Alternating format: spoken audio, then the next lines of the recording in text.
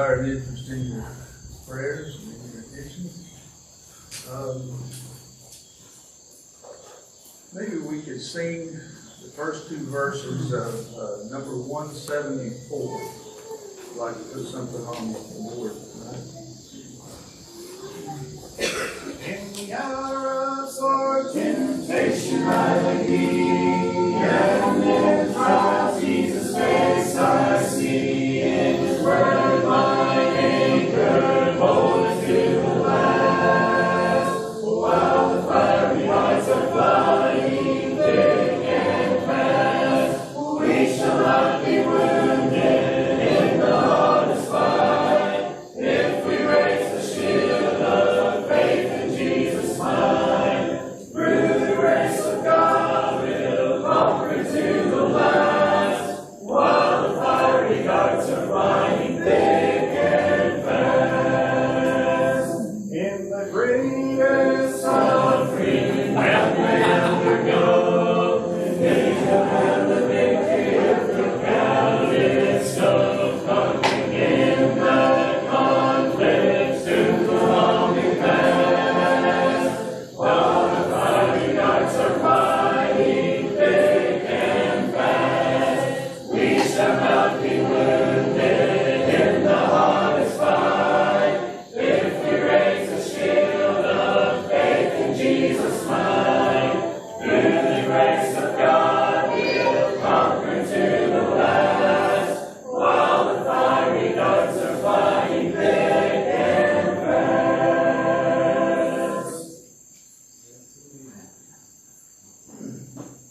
Well, spelling wasn't my best subject, especially when I feel the heat of the moment. I would like to talk to us tonight about temptation, and I desire and interest in your prayers. I don't want it to be too tedious, but I want us to get something out of this that will help us.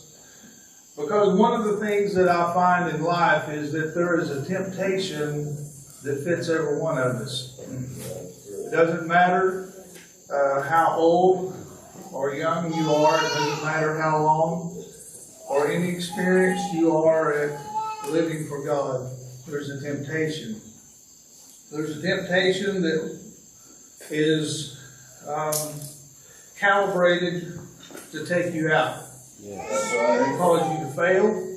And there are many here tonight that have been victorious over multiple temptations, and I'm very grateful for that. Yes. But I also want us to realize that many of us have not always been 100% successful when we're faced with temptation.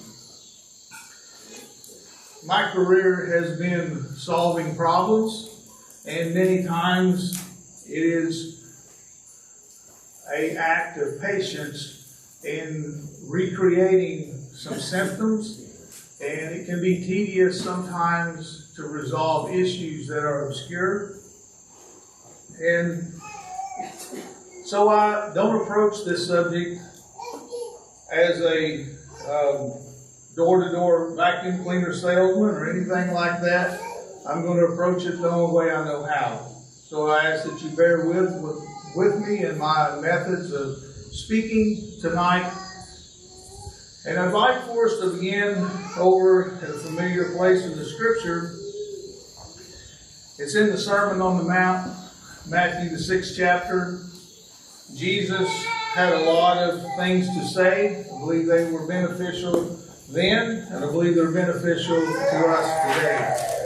We find in the 6th chapter down about the 9th verse that he gave some advice on how to pray, and he said, you ought to pray after this manner. Not that you should pray these words, but that you should take the pattern and take the content, the subject content, and consider it when you approach the Lord. I'm not going to go into all the details. There's one verse that I want us to look at, and it's verse 13. And Jesus, in his instructions on how to pray, he said, and lead us not into temptation, but deliver us from evil. For thine is the kingdom and the power and the glory forever. Amen. I was reading my personal reading time this past week, and it seemed like that verse stood out to me, and as I meditated on it, it seemed like the Lord began to develop this burden, and I desire the Lord to help us be able to convey it tonight in a way that will be effective. First off, it seems like almost that it's portrayed that it's possible that we could be led into temptation by something other than evil forces. But he says here specifically, and lead us not into temptation, but deliver us from evil. I would say, if you're here tonight, that you have an interest in being delivered from temptation. In fact, I would say that you would like and probably have prayed in times past that temptation would go away. That it wouldn't be there. That it wouldn't be a temptation to you any longer. There's temptations to me because of who I am, of my gender, of my age, of my station in life, that somebody else here might not contend with. And you may have a temptation that I don't get. I just don't understand it. There's one for every one of us here tonight. Jesus said his instruction was to pray that the Lord would keep us from temptation. Don't lead us there, and keep us from the evil. And I believe that that's your desire, or you wouldn't be here. One of the commentators says this, that the process of temptation is often as follows. A simple evil thought, step one. Step two is a strong imagination or impression made on the imagination by the thing to which we are tempted. Number three, a delight in viewing it. And number four, consent of the will to perform it. Thus, lust is conceived, sin is finished, and death brought forth. So temptation, as a general rule, when we think of temptation, it's not something that overwhelms us with a big impact. It's something that builds. There's a time that it's an enticement.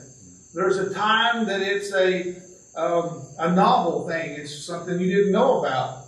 I can tell you that has been times in my life that things that I was completely ignorant and oblivious to, that when I was initially exposed, it was neither temptation or not, it was information. And then as I realized what the context and what the material was, I realized that it had the ability to be a temptation. And you've probably been there too. But if we begin to daydream, to think, to meditate, and cultivate an appetite, that's what we're talking about here tonight, is a temptation. It goes beyond just the initial exposure. It's something that starts to whet something in us. You remember, this is not a temptation per se, but you remember how David began to desire a drink of water from the well in Bethel? And how some of his mighty men broke through the enemy ranks and got him that drink of water. He began to think about what it was like. That was a place where he was familiar with. And he began to contemplate and dwell on that to the point that he voiced it. He said, sure would like to have a drink of water. I remember how refreshing it was. And temptation is like that. There's something that's presented to you, And then you begin to think, what would it be like to experience that? James, the first chapter, and beginning verse 12, he says, "Blessed is the man that endureth temptation. For when he is tried, he shall receive the crown of life, which the Lord hath promised to them that love him. Let no man say, when he is tempted, I am tempted of God. For God cannot be tempted with evil, neither tempteth he any man." James seems to be of the impression that God wouldn't tempt you. That he can't tempt you. I'm not here to debate that point tonight. I'm here for us to recognize that temptations come from many, many different sources and directions. Don't be surprised when temptation pops out at you, because it's there. Yeah. There's temptations all just because we're in a place that you don't get cell phone reception, just because we're off the beaten path, doesn't mean that the enemy stopped at the blacktop. Right. Or down there about where V Highway turned off to come to Myrtle, and you lost your cell phone reception. The enemy will present temptations while you're here on this ground. The enemy will see to it that something is interjected into your thought process, maybe into your line of sight. This afternoon, I was in the camper there and asking the Lord, how do I deliver this? And out of the corner of my eye, I saw a mouse run out from underneath my cabinet and run across the floor and went down in my Peter duck in the floor. I don't know if I brought him with me or if he come in after I got here. But he's not welcome there, and I would like to trap him, hopefully tonight, but I just don't want him in there. I don't want temptation, but they will pop up. Yeah. You don't have to. I didn't put a welcome mat out for mice, and I didn't put seeds and crumbles on the floor. We try to sweep it up and all of that kind of thing in the camper, but for some reason he thought it was good to come in. And temptations will present themselves. It doesn't matter where you're at tonight. He says, "But every man," this is verse 14, "is tempted when he is drawn away of his own lust and enticed." The temptation is because there's an interest, because it's something that catches your eye. There is something that causes us to look that way. He says, "But every man is tempted when he's drawn away of his own lust and enticed. Then when lust hath conceived, it bringeth forth sin, and sin, when it is finished, bringeth forth death." The death that Adam and Eve experienced in the garden, the spiritual death, the loss of a relationship, a real personal connection with God, it goes away. It sabotages it. How can you have it and have sin in your life too? He says here in verse 16, "Do not err, my beloved brother." We got to get it right. We don't have any room for a misunderstanding of what I do with temptation. Yeah. The devil would like for us to go through life feeling like life is just a sea of temptation and we can just barely get our head up out of the water a little bit. I'm not a very good swimmer. In fact, I learned to swim coming to Myrtle at work days, and then we'd go swimming in the creek after the work was done. And then when we really felt like we were doing well, we'd go to the 11 Point River. And before we went, it was pretty wide and deep. From the time we got in to all the way across, I couldn't touch bottom as a teenager. And I remember one time we went there, a group of us young men, and of course it was hot summertime, and The river was cold, and we got in there, and as we decided to swim across the river. And I don't know just how far it was, but it was a long way, especially for me. The river's fairly swift. We started swimming across, and one of my companions that I thought was a better swimmer than I got in trouble.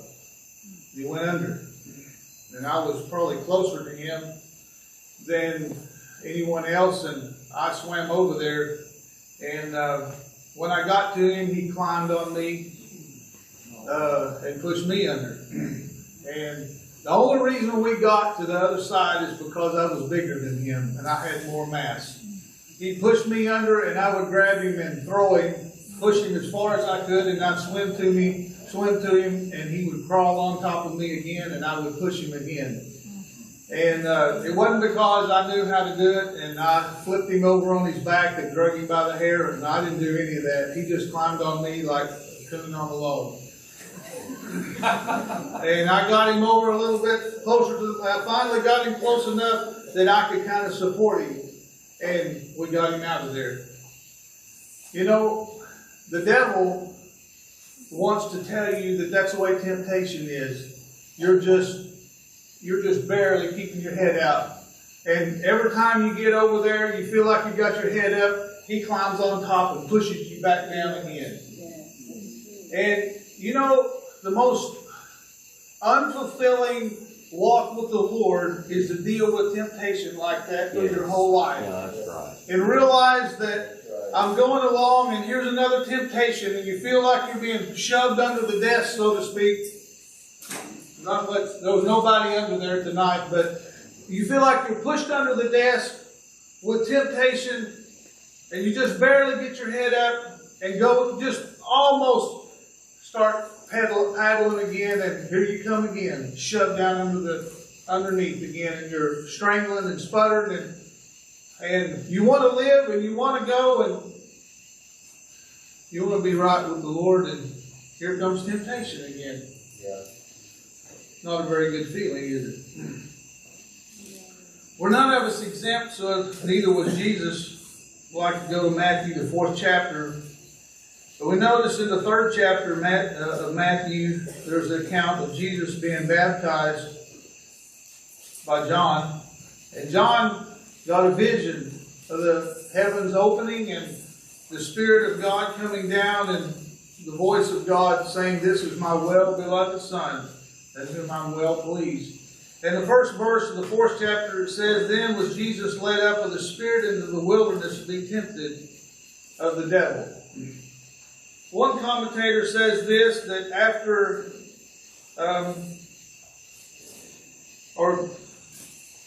it pretty much happens the same way with us when we have one of those times that we have the clearest light and the strongest consolation and conviction, and we get in a setting like this and feel the blessings of the Lord because of a song that was sung and the presence of others and all of that. Go back home, and guess what hits us right in the face? Temptation. Many times we can, right after the time of the most clearest witness that you're my child and I love you, and we feel that we're out on top and we're being able to paddle for ourselves a little bit, then comes some of the sharpest temptations in our life. Temptations to maybe give up, which would seem absurd, maybe a few hours before or a day before. A temptation to do something that you know is not pleasing to the Lord.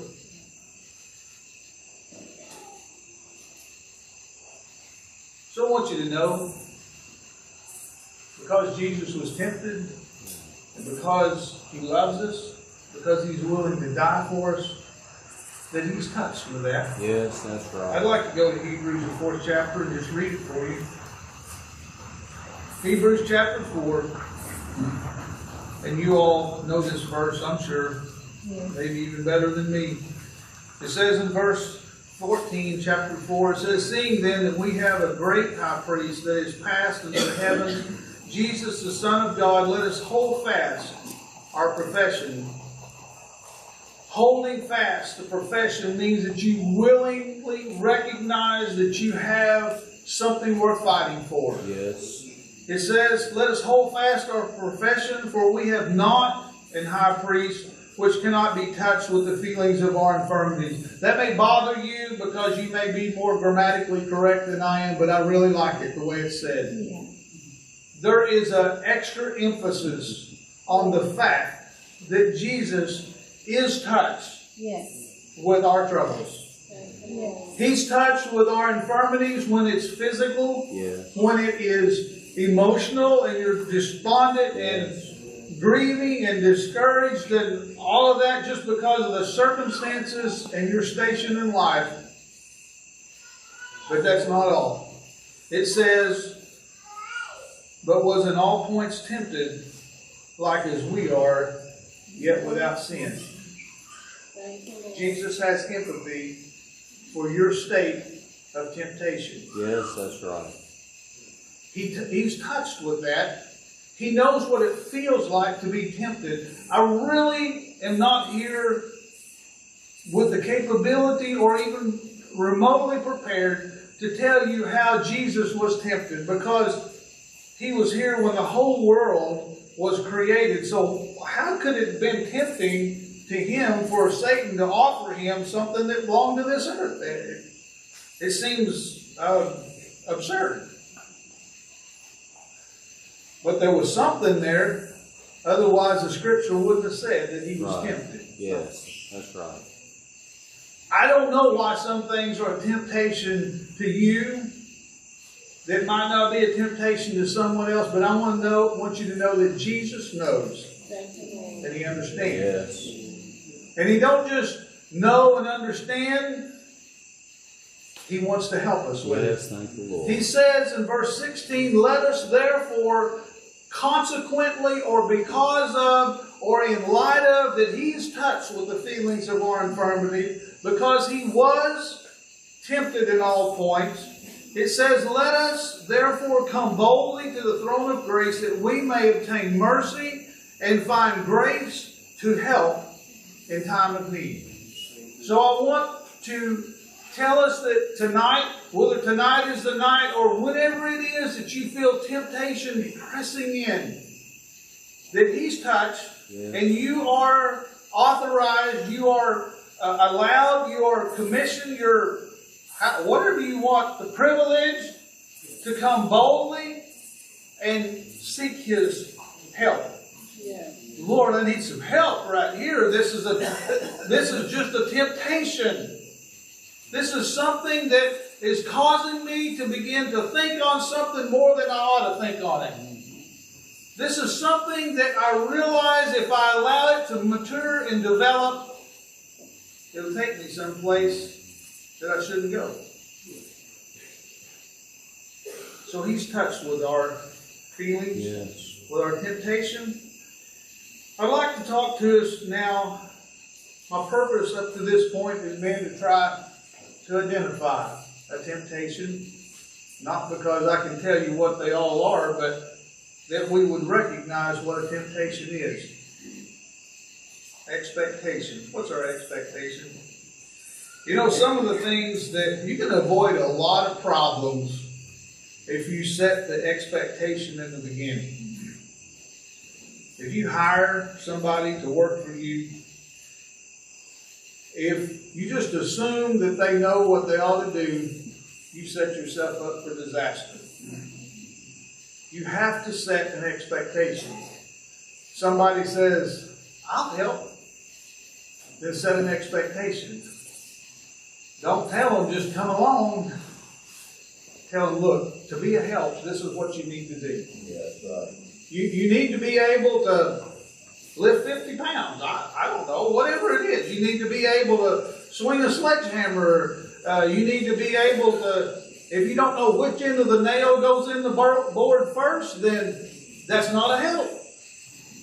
But you set an expectation. So I'm going to set an expectation. Let's go to 1 Peter, the 2nd chapter, and begin reading in the 19th verse. 1 Peter 2, verse 19. He says,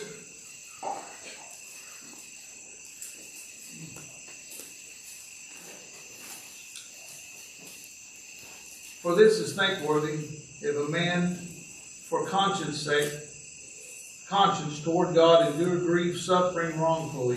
For what glory is it, if we be buffeted for your faults, ye shall take it patiently. But if when you do well and suffer for it, you take it patiently, this is acceptable with God. But even hereunto were ye called, because Christ also suffered for us, leaving us an example that we should follow his steps." All right, so here's the expectation. "Who did no sin, neither was guile found in his mouth. When he was reviled not again. When he suffered, he threatened not, but committed himself to him that judges righteously." So that's an expectation. He was a what? An example. Yes. That ye should follow his steps. Did it say he was tempted in all points like we are, yet without Sin. succumbing to the temptation? Can I say it like that? Yeah. That's the expectation. Why would you set an expectation to fail? Doesn't seem very right, does it? So we want to set an expectation to succeed, to be successful. Young people, I was in your seat one day. It seems like it wasn't that long ago. Yeah.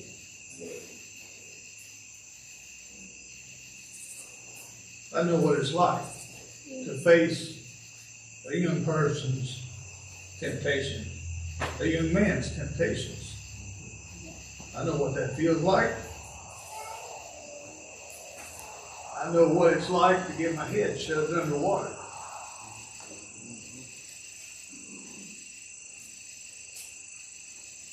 But I also know what it's like to make it to the other side of the river. Yes, thank the Lord. Thank you, Lord. So I want to set an expectation for you tonight. Yes. Temptation is going to be there. Yes. It's a given. But you don't have to fall prey to it. That's right. You can rise above it. That's the expectation. And in Matthew, the 12th chapter, I would like to turn there and begin reading in verse 43. And notice some words of Jesus here again. Matthew chapter 12, beginning verse 43.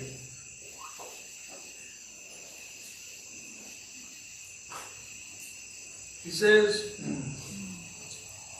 "When the unclean spirit is gone out of a man, he walketh through dry places, seeking rest, and finding none. Then he said, I will return unto my house from whence I came out, and when he is come, he findeth it empty, swept, and garnished. Then goeth he and taketh with him 7 other spirits, more wicked than himself, and they enter in and dwell there. And the last state of that man is worse than the first. Even so shall it be also unto this wicked generation." Now I would like for us to take a part of this little passage and look at it a little closer. He said in verse 44, "I will return." He's talking about an evil spirit here, an unclean spirit. And that unclean spirit is still alive and well in our world today, if you didn't know that. And he said, "I will return into my house from whence I came out, and when he is come, he findeth it empty, swept, and garnished." I don't believe that I'm speaking to a majority sinner crowd tonight. I believe I'm speaking to a congregation there that has intentions of making it to heaven. And I would say by and large, I'm speaking to those that would say, I believe I'm saved. But you know, and I know, we deal with temptations. And when you're saved, you quit the sin business, right? You stepped aside from all of those wicked habits. I don't know what you did. I don't know what the Lord convicted you of, but when He convicted you and you repented, you quit that. You cleaned it out. It says this spirit came back and he found it empty. The rubbish had been hauled out. The evil, wicked habits had been stopped. And then he said he found it swept. Bad attitudes, been working on those? I hope you have. Desires and ambitions, have you been trying to align those with what God would have you to do? I hope you have. I hope that you've been sincerely asking God, Lord, what do you want out of me in my life? How can I be most like you? How can I be of most benefit to the kingdom? I hope you've been doing that. That's sweeping out some cobwebs and taking some dust out of the corners and garnish. I'm kind of a meat and potatoes type guy. Garnish. Does parsley have any flavor? They sprinkle it on stuff for what? Garnishing. They try to make it look attractive. I mean, mashed potatoes look pretty good to me, but if you want to sprinkle some parsley on, I'll still eat them. But garnish. What is this unclean spirit? What might he find if he comes back to find a person that's intent on living for God? Well, what kind of garnishing does the Lord give us? Let's go to Psalms 149 and 4. And notice what he said over there. Psalms 149 and verse 4.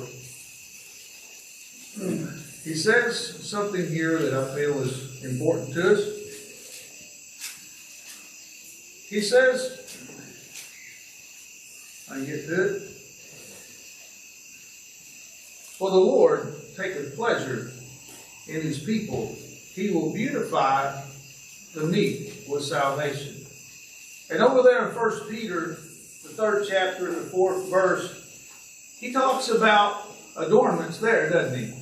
And he says, but let it be the hidden man of the heart, in that which is not corruptible, even the ornament of a meek and a quiet spirit, which is in the sight of God a great price. That's a garnishment, isn't it?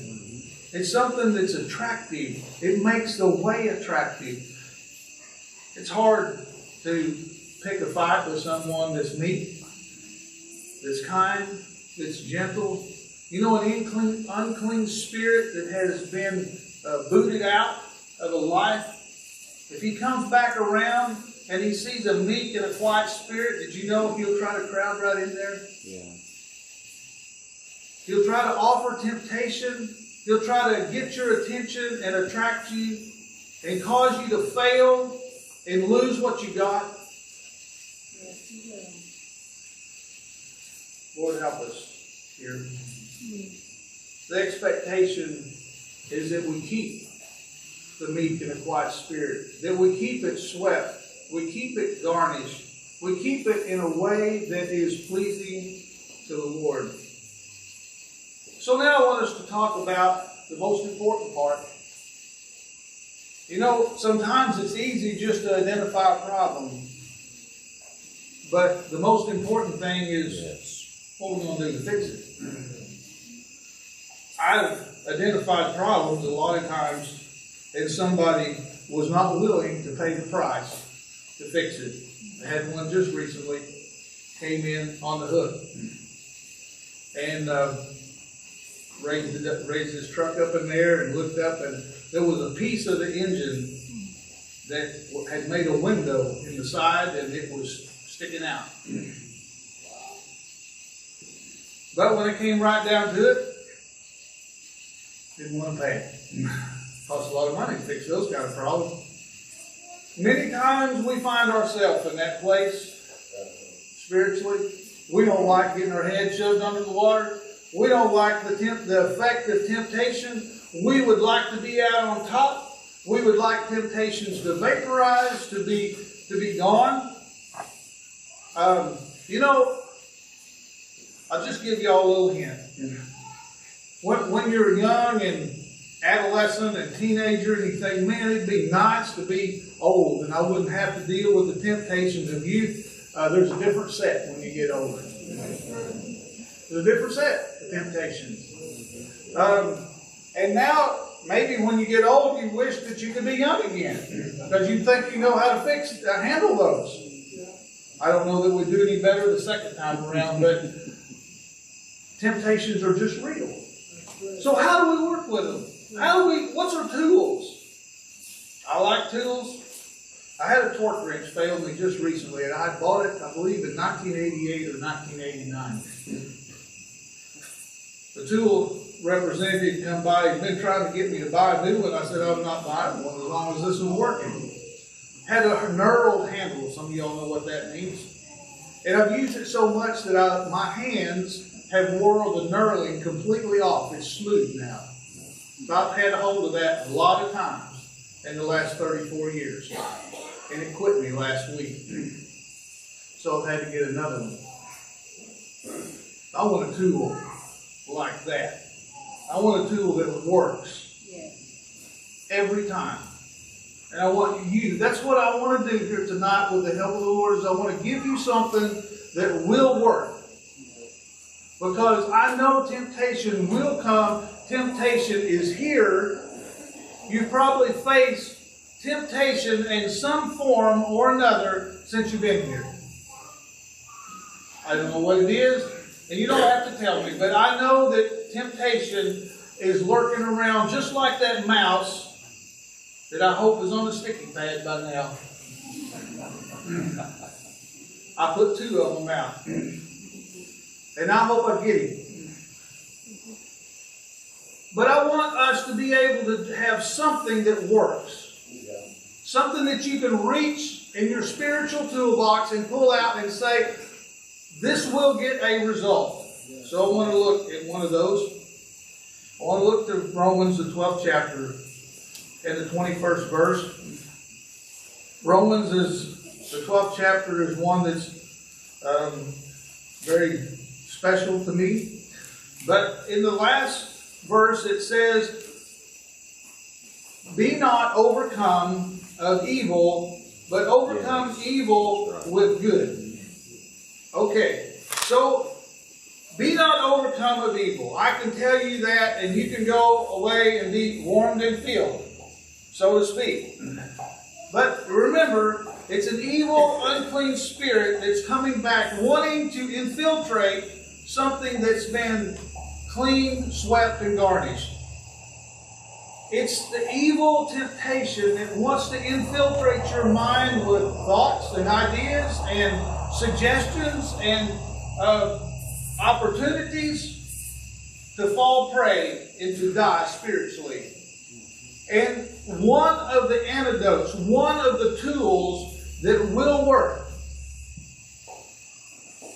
is to fill yourself with good.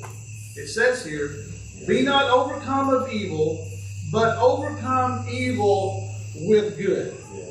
I was raised with a lot of old adages and things that probably come from less than perfectly educated people, but one of the things I was taught as a young man was idle hands are a devil's workshop, or idle minds, either one of those. It's good to keep our minds and our hands busy. Not just busy, but something that's constructive. Yes. There are many things that you can do that's good for others, maybe even good for yourself, rather than idly doing mindless activities. We have an epidemic in our world today of mindless activities. I despise these little games. I'm not trying to hit anybody over the head.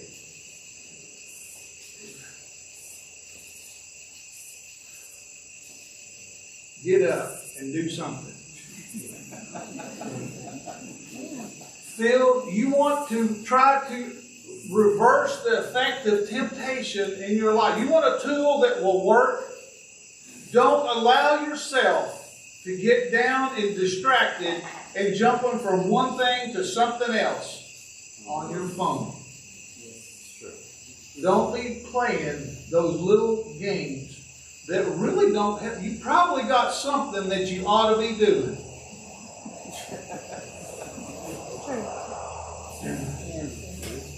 I can't help everybody, but I might help a few of you and giving you something to do. But I'm going to tell you, be not overcome. You want a tool that will work and crowd out temptation? Be not overcome of evil. Don't allow temptation the time of day. You ever heard that expression? Don't let temptation have any time of your day. Find something to do. You got a lot of energy, you can get a lot done. Don't let your energy of youth be wasted. If you're someone that doesn't require a lot of sleep, I've been one of those all of my life, then don't try to cultivate laying in bed. Get up and do something. Let's get going. It's a tool that will have an effect. If you don't choose to use it, you will be more susceptible to fall and prey to what the temptation has to offer. That's just one tool. All right? I'd like to go to Proverbs, the 4th chapter, and look in the 11th verse beginning. We used to read a lot of Proverbs in family worship, and if you've got a family, I would recommend that you read a lot of Proverbs. The 4th chapter, there's a lot of these verses. I had 4 sons at the house, and so there's a lot of these that are custom tailored for sons. Begins out like something like, my son, forget not my law. And the 4th chapter starts, hear ye children the instruction of a father, and attend to know understanding. I'd like to go down to verse 11. Begin there. It says, I have taught thee. This is talking about a father, what he's taught a child. He says, I have taught thee in the way of wisdom. I have led thee in right paths. When thou goest, thy steps shall not be straitened. That means it doesn't become difficult or too narrow. He says, and when thou runnest, thou shalt not stumble. Use your abilities to their potential. If you sit long enough, you'll get to where you can't walk. Just remember that. Take fast hold of instruction. Let her not go. Keep her, for she is thy life. Enter not into the path of the wicked, and go not in the way of evil men. Avoid it. Pass not by it, and turn from it, and pass away. Now, I'm going to pass something on to you that I was told as a young man. My mother told me that if you run with the wrong crowd and they get in trouble, you'll be in trouble too.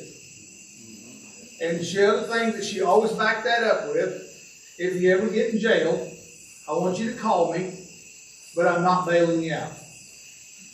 It didn't matter. I'm not bailing you out. So, consequently, she told me that so long, I believed her. I never got in jail. And I always thought about the companions and the friends that I chose.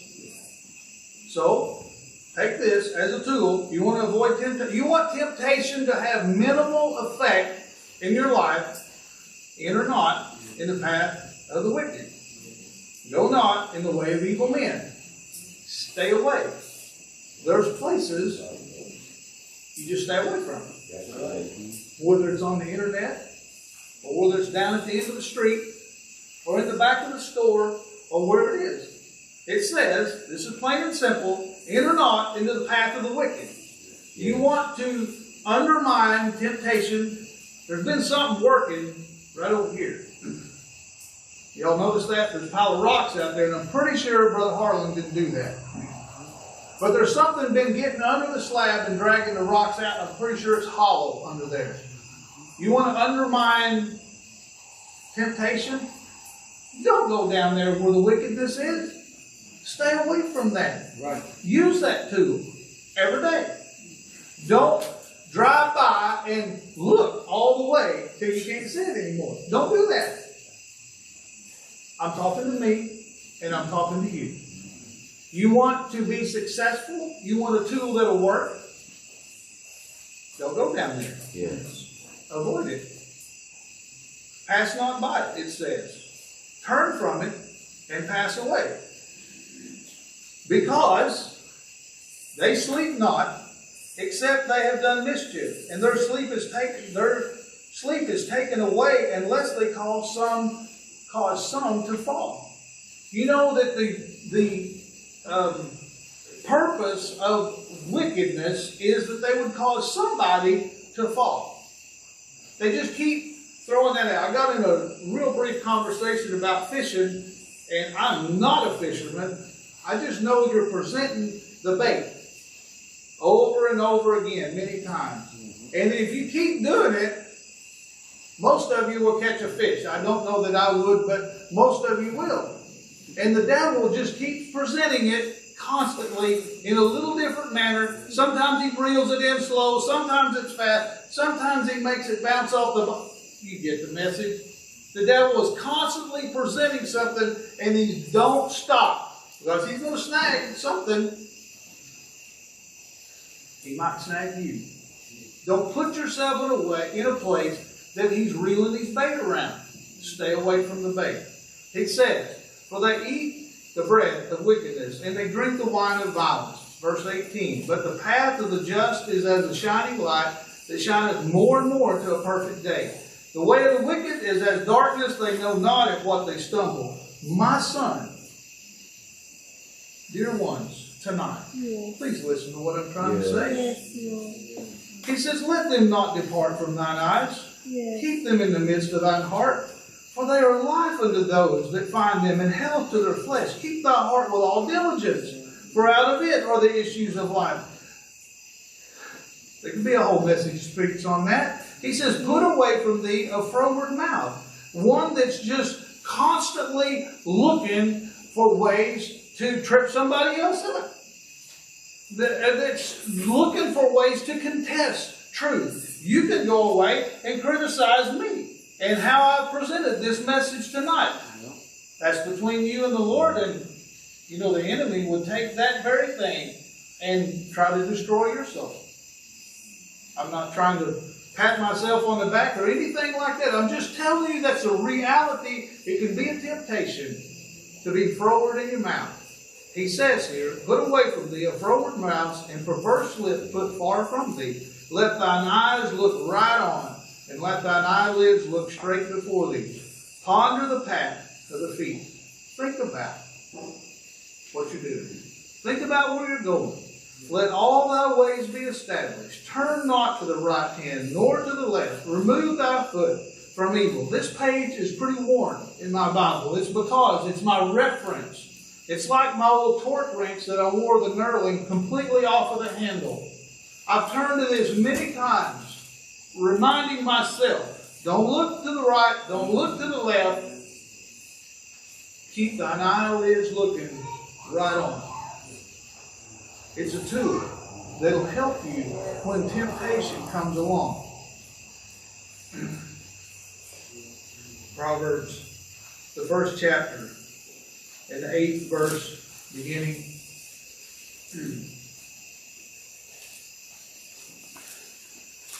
It says, my son, again, hear the instruction of thy father, and forsake not the law of thy mother, for they shall be a what? An ornament of grace. This is one of those things that ought to be on that vessel that's been cleaned out, that's been swept. An ornament of grace unto thy head, and chains about thy neck. It's something that would identify you as a child of God. My son, if sinners entice thee, consent thou not. If they say, come, it won't hurt. Just go with us. It'll be fun. Have you ever done this before? Then how do you know? If sinners entice thee, consent thou not. Use it. Don't be afraid to use it. Don't hesitate to use it. We're trying to build up strength. We're trying to build up the ability to avoid temptation, to undermine it, to destroy it. I'd love to pray it away, but I've never successfully prayed temptation away for myself or anyone else. I have succeeded in defeating temptation. Yes. And I believe by the grace of God you can too. Yes. We need some tools and we need some desire. Yes. That's If right. sinners entice thee, consent thou not. If you want some more details, turn to Genesis, the 39th chapter, and read verses 7 through 12. I'm not going to read it here because if I elaborated on it very much, it might not be the best or most appropriate. Joseph was presented, that's the story. Joseph was presented with a temptation, and he consented not. He used this tool. The temptation was there, he did not fail. Jesus was presented with temptation, he did not fail. The expectation for us tonight is when temptation comes, we're able to deflect it. Not consent. Don't go in the way of the sinners. Put good things in our life. Crowd out the evil. I've told many people this. I'll tell you tonight, if you've heard me before, bear with me. I think my brain, and probably yours is too, is like a straw. You keep poking stuff in one end, pretty soon something's going to come out the other end. Right? You keep your straw full of good things. Keep your mind full of good things. And there's no room for evil things to be in there. But if you blow all your good stuff out, might be a spider in there. There might be something else that comes in. So evil thoughts might have a place to land. I don't want evil thoughts to have a room to land. That means I have to apply myself. That's why it's so important. You hear a preacher say, you ought to read your Bible. You ought to pray. Well, why? Keep your straw full of good stuff. Yeah. Don't give it room for some evil thing to be able to have room to even settle in. Yes. Keep it full of good stuff. Don't go in the way of sinners. If they entice you, don't consent. Joseph didn't. Isaiah, the 28th chapter. Isaiah lived in a time that he prophesied about the kingdom of Israel being carried off in captivity because they failed God. And he lived to see it happen. Isaiah chapter 28. He's talking to a specific tribe there.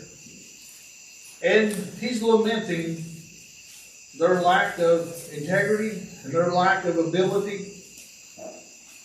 He says in verse 9, chapter 28 of Isaiah, he says, whom shall he teach knowledge, and whom shall he make to understand doctrine? Them that are weaned from the milk and drawn from the breast, but precept must be upon precept, precept upon precept. You know how any of us learn anything? It's because we accumulate understanding.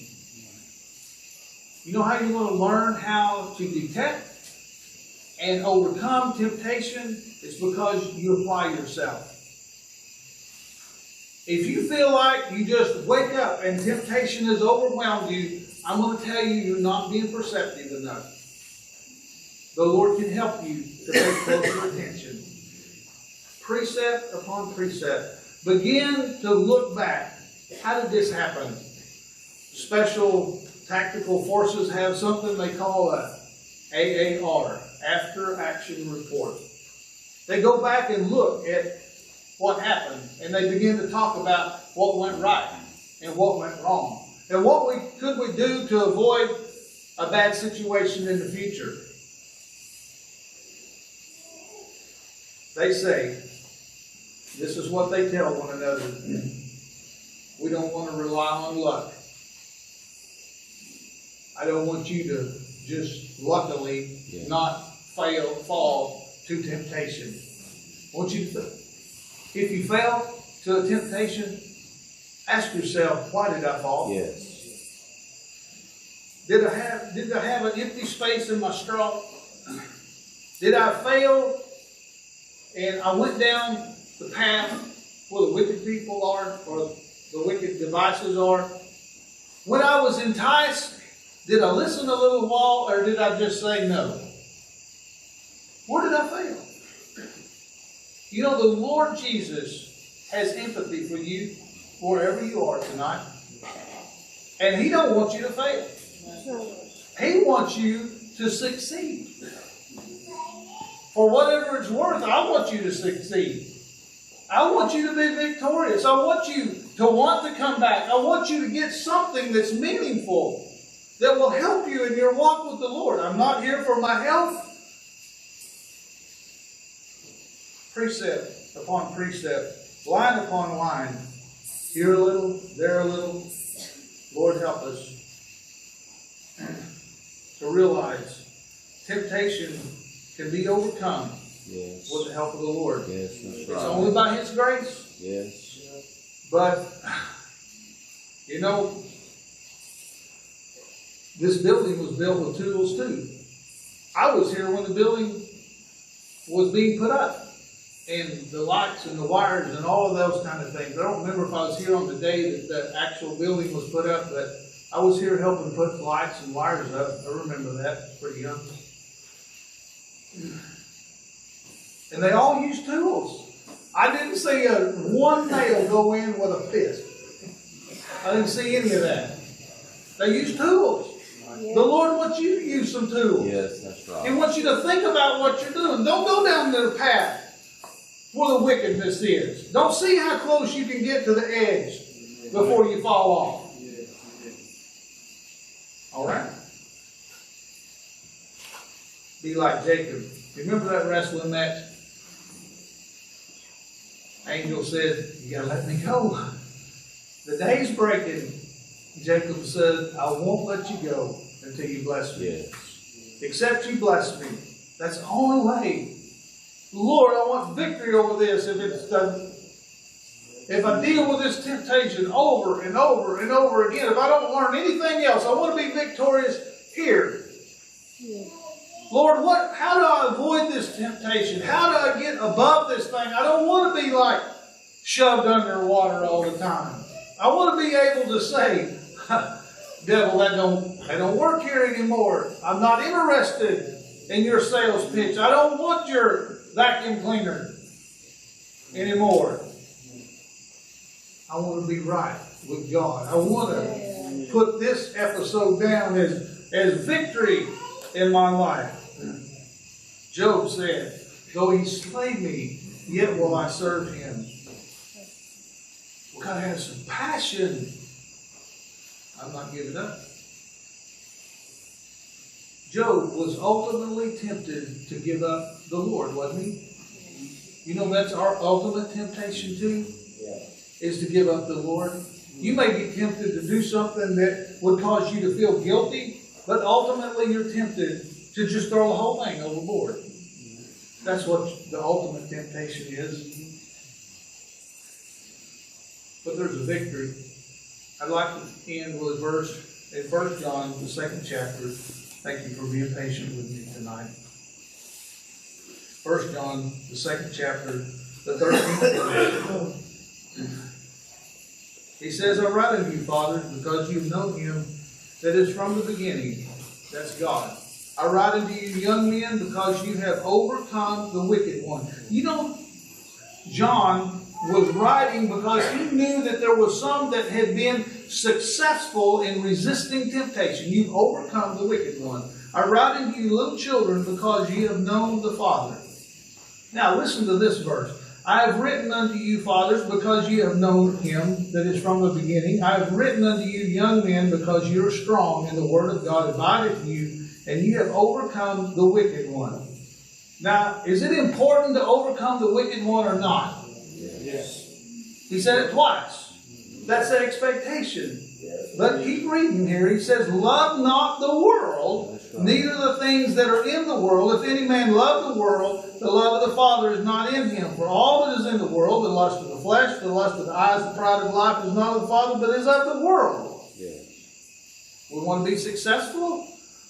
Where's our love? Yes, that's Where right. is it focused on? That's right.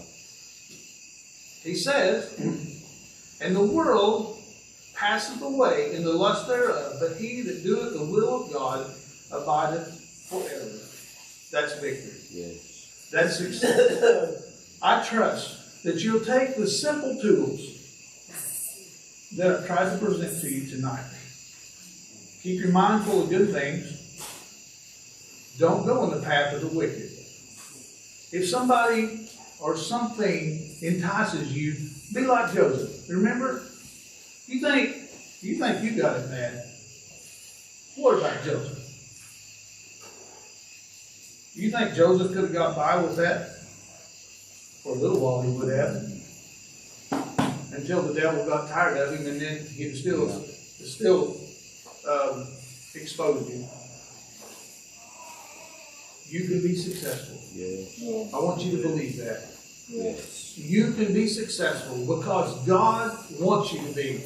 Yes. Jesus wants to be. He is touched with the feelings of your infirmities. He's been touched with your temptations. He wants you to be successful. He wants you to get that tool out and use it again. Lord, I don't want this thought in my head. Help me to put something in to crowd it out. I'm not talking about psychology here. I'm talking about asking God to help you know how to fill your head with something that's good and something that's profitable. I want you to be successful. I want us all to see each other on the other side. That'll be quite a day. Yeah. You pray for me. Yes. Amen.